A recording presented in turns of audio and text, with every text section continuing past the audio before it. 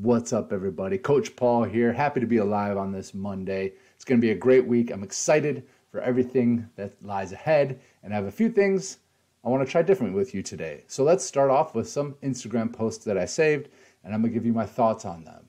So let's start with this one about training intensity. Luke Tulloch is a guy I follow. He's Australian.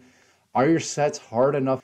One thing I cannot judge you guys on is the quality of your workouts. And so this really does a good job talking about how people underestimate how many reps they can actually do in a set, and that they leave too many reps in the tank. And those reps that are very close to failure, that's where all your gains are made.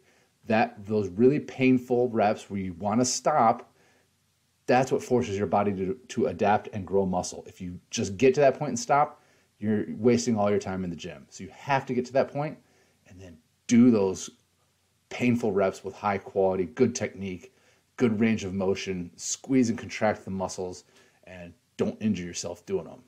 But you shouldn't if you're smart about it. So they ask people, we're going to do sets of 10 reps on bench press, pick the weight that you would use, and then they make them do as many as possible. So they're probably sitting there yelling, keep going, keep going, keep going, keep going, which is basically what they did to us in college football. And you squeeze out more reps than you would be willing to give on your own when someone's yelling in your ear like that. So when they failed, what did they find? Most people got over 15 reps. They thought they were only going to get 10. Some people got more than that. 26% of subjects got over 19 reps. They're not even getting close to failure. And I found this even with myself. On the hack squat yesterday, I wanted to stop at 5. And I kept going. And I got to 10. And I could have kept going. They are painful. It takes focus. You really have to just feel the pain, but know that it's not real, that you're not actually going to hurt yourself. You're not actually going to die. And that's where taking cold showers helps. It helps you just get used to pain and things that suck that aren't actually going to hurt you. If you stay in that cold shower for a couple hours, you might die, but you know you're not going to. Your brain doesn't. Your survival brain doesn't. So that's why it's screaming at you. You're going to die. If you do this too long, you're going to die. Same thing with lifting weights. You're going to die. If you have a boulder on top of you, you better get out of the way. If you're hanging from a cliff, you're not going to be able to hold on much longer. That's why it's sending off those alarms. Hot sauce, that's why they love super, super hot sauce, ghost pepper, Carolina Reaper. Alarms are going off and you're just cool. You're just not reacting. You're just getting used to that kind of pain. But look at these. Look how many reps these guys left in the tank. Only 22% were accurate. Research shows getting within a couple reps of failure is the best way to maximize muscle growth. You don't have to get to failure. In fact, I don't recommend going to failure, especially on the compound lifts.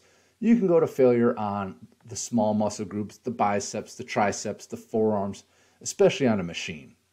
Because then you're not just going to throw a weight down or hurt anything. Machines are the time to go to failure, but I rarely go to true failure. True failure happens when someone's yelling at you to keep going and you're just like, and your head's exploding. You don't have to go that far. That is where injury occurs if you go to true failure. Push your sets to failure sometimes. Start realizing where you are and how many reps you have left in the tank. Now remember, if you're a beginner, don't push to failure. This is for someone that's been lifting for a while and has been doing a certain exercise for at least a few weeks. You always start lighter and then increase the intensity and the volume week by week. But if you've been training for a while and you're not seeing any gains and you're doing everything right, you're probably not pushing your sets hard enough. It's better to have few high intensity, good quality sets than it is to do a bunch of sets where you're just getting to the point that it hurts and stopping. That's not going to get you results.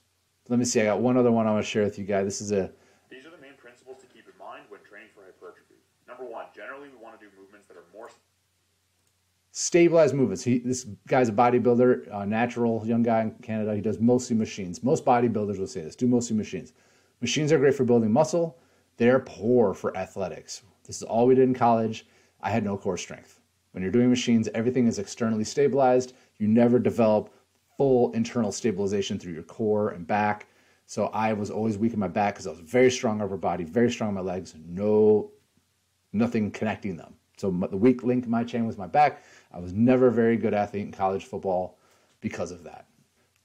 I do love machine curls though. Machine curls, biceps, triceps, machines are superior to dumbbells, kettlebells, or cables. Resting long enough between sets.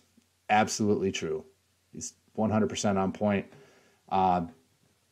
It's hard to do sometimes because you feel like you can go after 1 or 2 minutes, but you will not be able to get as many quality reps. You'll run out of fatigue. The fatigue will limit your ability to get those oh shit reps close to failure. So resting 3 minutes or longer, especially the bigger the lifts, I would rest easy 5, 6, 7, 8 minutes between sets, hard sets on deadlifts or squats where you're using a lot of muscles.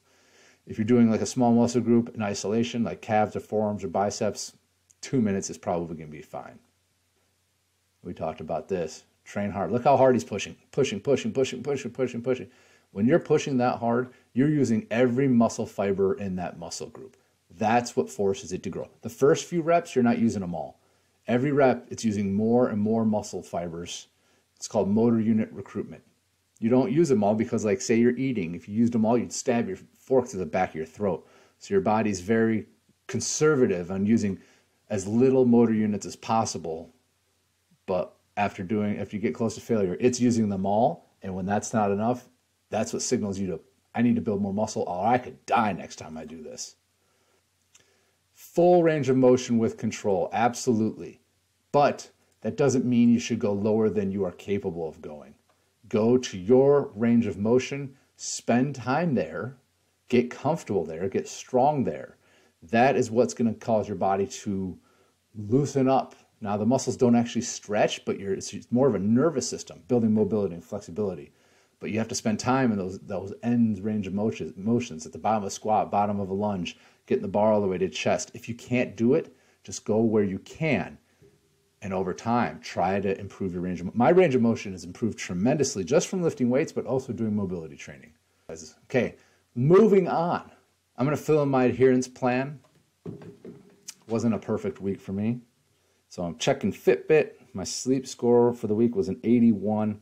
So bedtimes, 1, 2, miss, 5.